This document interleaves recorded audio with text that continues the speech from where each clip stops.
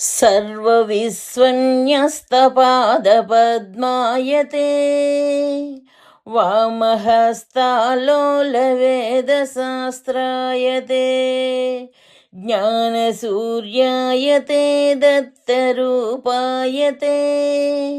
श्रीवेणुगोपालकृष्णाय वन्दनम्। श्रीवेणुगोपालकृष्णाय वन्दनम्। श्रीवेणुगोपालकृष्णाय वन्दनम्। శ్రీదత్తవేదము అక్షర ప్రసాదము.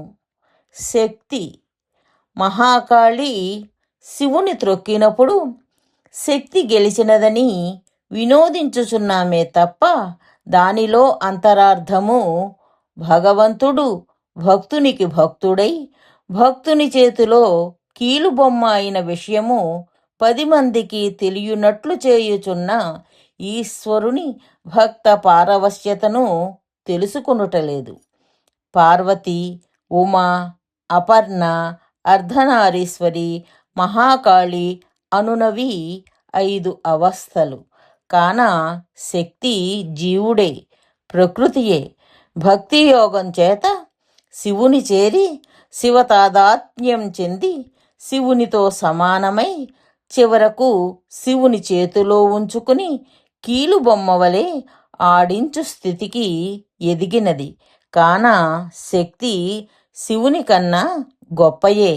కానీ ఆ గొప్పతనం ఇచ్చినవాడు శివుడేనని శక్తికి తెలియను, నరులకు తెలియకపోవచ్చును.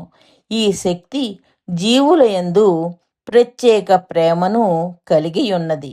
ఏలనన తానును ముందు జీవస్వభావము నుండియే వచ్చినది కాన జీవులపై ప్రత్యేక వాత్సల్యము కలిగి ఉన్నది. శక్తి ముందు ప్రకృతియే కదా, తరువాత దైవంగా దైవం చేత మార్చబడినది. చివరకు మోక్షం కూడా ఆమె చేతిలో ఉంచుకున్నది. ఆమె అనుమతించిననే శివుడు అంగీకరించును. ఆమె ఏది అయినను ఇవ్వగలదు. శక్తి అనగా వాణి, లక్ష్మి, పార్వతులు. శివుడనగా బ్రహ్మ, విష్ణు, మహేశ్వరులు.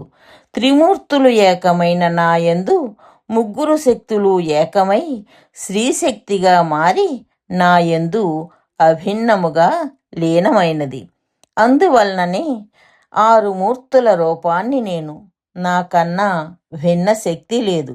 నేనే శ్రీశక్తిని. అందువలననే నన్ను శ్రీగురుడైన దత్తాత్రేయుడందురు. నేనే శ్రీ విద్యకు ఆది గురువును. శ్రీచక్ర శ్రీమంత్రార్థము నేనే. ఈ శ్రీశైలమునందు శ్రీ శబ్దము కూడా నన్నే సూచించుచున్నది.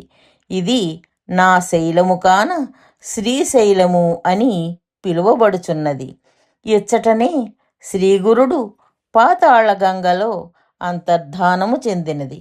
కాన ఇచ్చట చేయు తపస్సుకు నా అనుగ్రహము లభించును. నా సాయమిచ్చట యుండును. నా యందు కైవల్యము చెందినప్పుడు మాత్రమే, అనగా నేనే ఆమె, ఆమెయే నేనుగా మారినప్పుడు శ్రీ శబ్దము వచ్చును. శ్రీగురుడనగా శ్రీశక్తియును గురుడును తానే అయిన ఒక్క తత్వమేనని అర్థము. కావున నా తత్వము పరిపూర్ణమని తెలియుము. అందువలన నేను సదా బ్రహ్మచారిని. నా అవతారములన్నీయు బ్రహ్మచర్యముతో నుండును. శక్తి నాకన్నా వేరుగాక నేనేగా ఉండుటయే దీని రహస్యము.